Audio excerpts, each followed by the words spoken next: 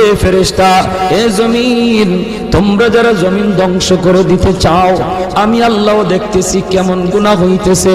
যেই মানুষে আমি আল্লাহ এত আদর করে বানাইলাম, আসমান আল্লাহ বানাইছেন কুন ফায়াকুন বইলা, ফেরেশতাও আল্লাহ বানাইছেন কুন ফায়াকুন বইলা, জমিন আল্লাহ বানাইছেন কুন ফায়াকুন বইলা, কিন্তু আমারে আপনারে আল্লাহ পাক কুন ফায়াকুন বইলা বানায় নাই। আমাকে আপনাকে যখন আল্লাহ বানাইছে, খালাকতু বিয়াদাইয়া, আল্লাহ বলে আমি আমার নিজের হাত দিয়া বান্দা বান্দিরে বানাইছি।